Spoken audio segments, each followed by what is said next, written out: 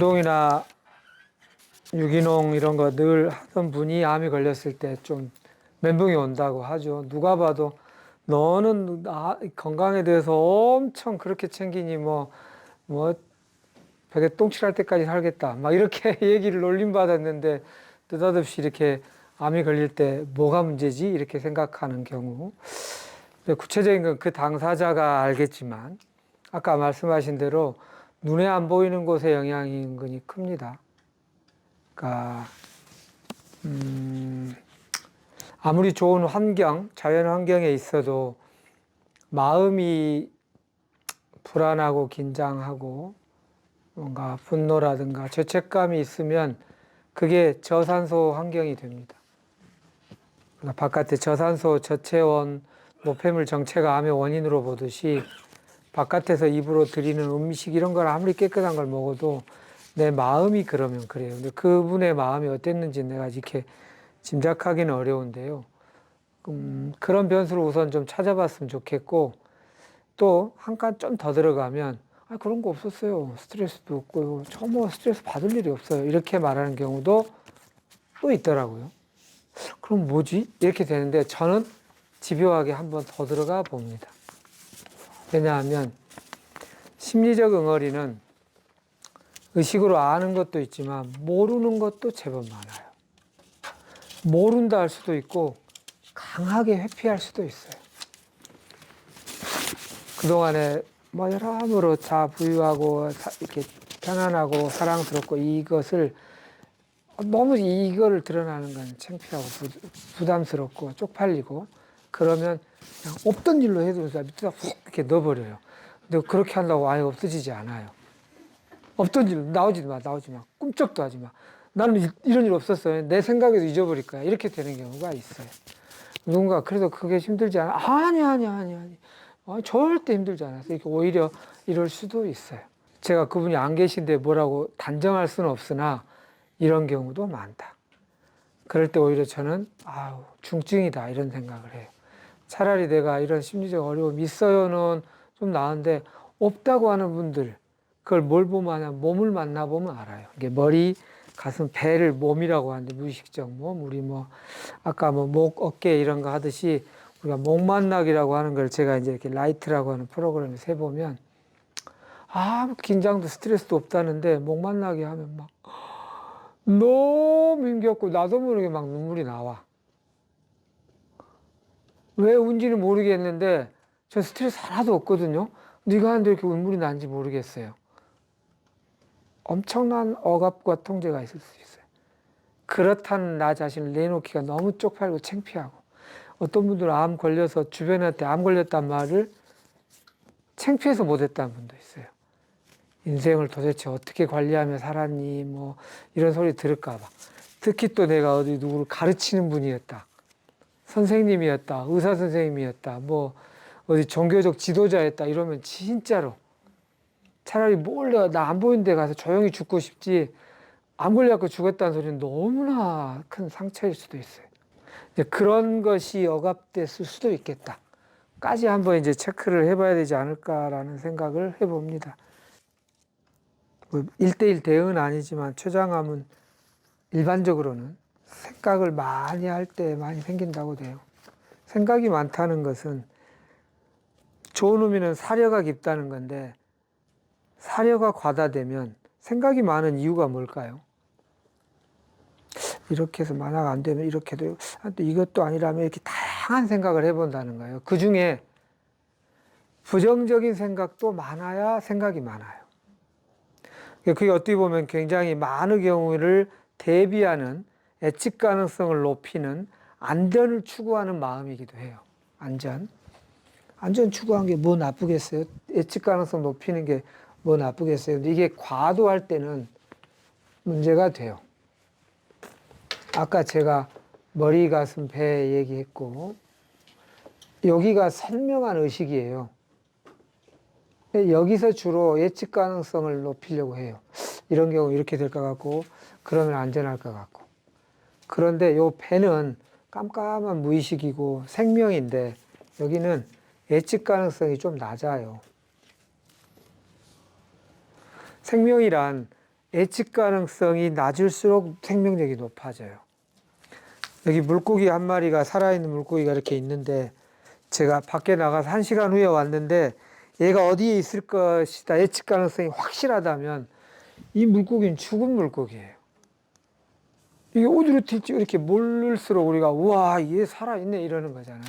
막 튀어가지고 저 뒤에 TV 뒤에 가 있으면 이야 얘 여기로 와 있어 이렇게 하잖아요. 심지어는 막 요 펜 위에 올라가 있어. 오 이게 이제 더 생명력이 있는 거죠. 다시 말하면 생명력이 있다는 것은 예측 가능성에 대하여 두려워하지 않는 마음입니다. 그러니까 이쪽으로 이거 배심이 있어야 그게 돼요. 배심이. 근데 배심이 약하면 생명의 힘이 약하면 모든 걸 머리로 준비해야 되기 때문에 생각이 많아져요. 그러니까 혹시 그분에 대해서 틀릴 수도 있습니다. 운동 열심히 하고 유기농 챙기는 게 예측 가능성을 높이려고 가만히 있어봐. 운동, 내가 안 아프려면 운동해야 되고, 불안에 근거한, 요 배심이 없이, 이것도 해야 되고, 자, 밥 먹으세요. 이것도 해야 되고, 이것도 해야 되고, 이것도 해야 되고, 이 음식, 유기농 다 찾아서 골라서 먹어야 되고, 이렇게 되면 생명력은 떨어질 수 있어요.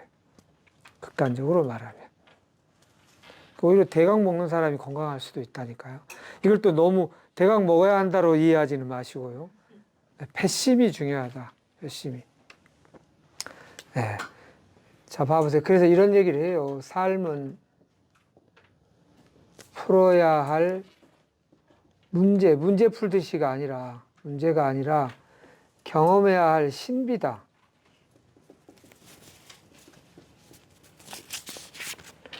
혹시 이런 마인드가 도움이 됐으면 좋겠어요. 너무 생각해서 다 준비하려고 하는 마음에서 1분 후에 이 건물이 안 무너진다는 걸 100% 예측 가능해서 할 수 없어요, 우리가.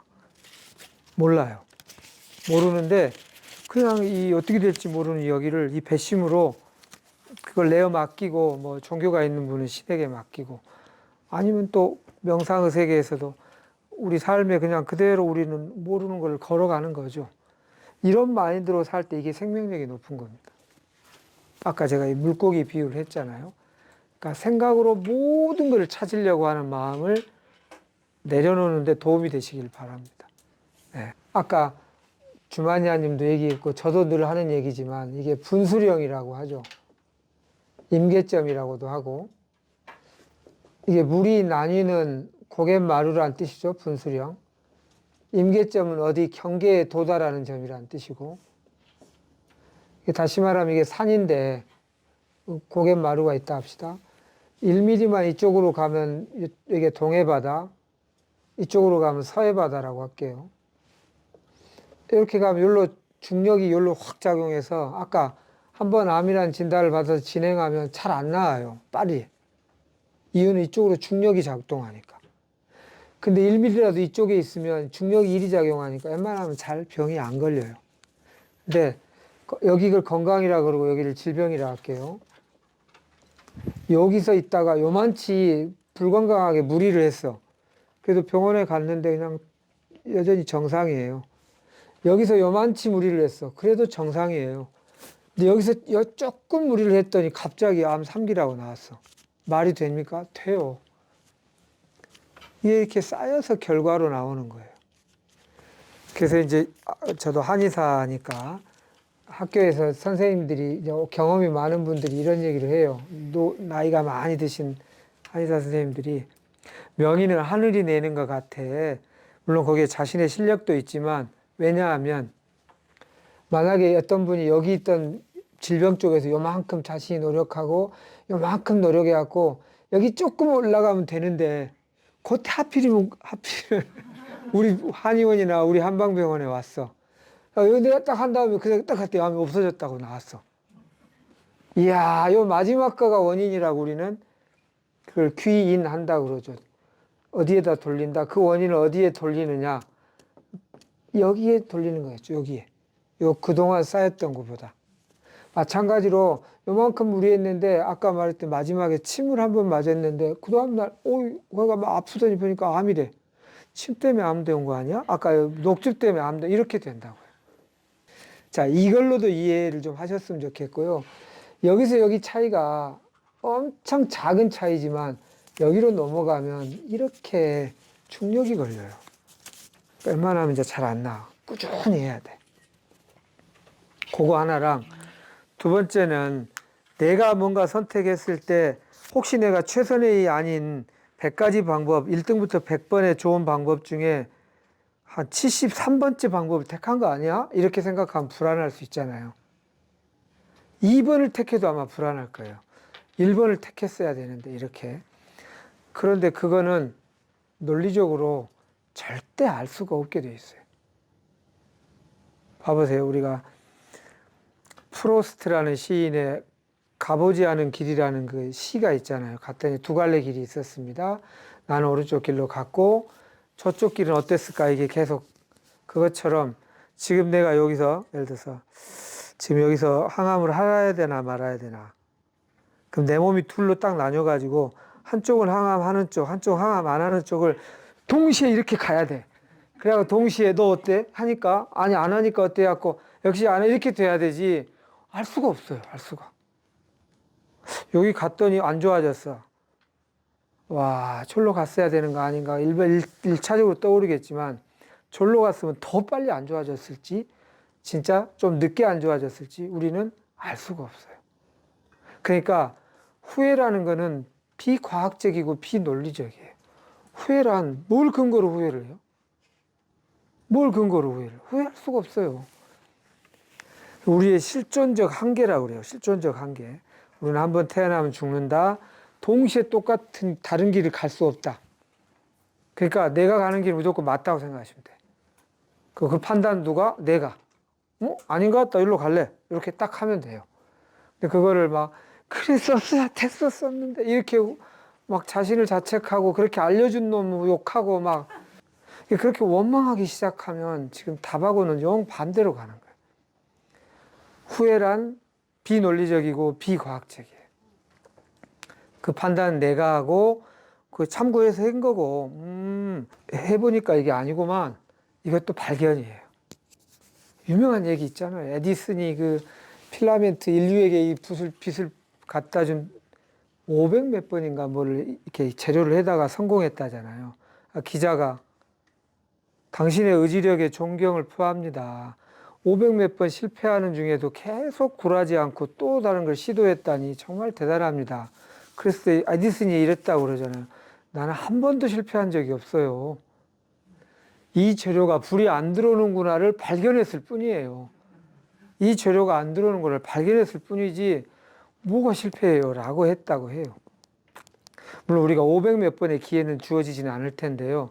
그래도 이렇게 웬만히 많은 경우에 이게 사례에서 한 걸 해보는 거니까 500 몇 번까지는 안 가도 되실 텐데 한번 결정한 거에 대해서 자꾸 뒤꿈치가 근지러워 그랬었어야 됐었어야만 됐었었나 이거 정말 낭비예요. 내 배심을 믿으시고 내 안의 의사의 힘을 믿으시고 남의 기준이 아니라 결국은 내 기준으로 해야 돼요.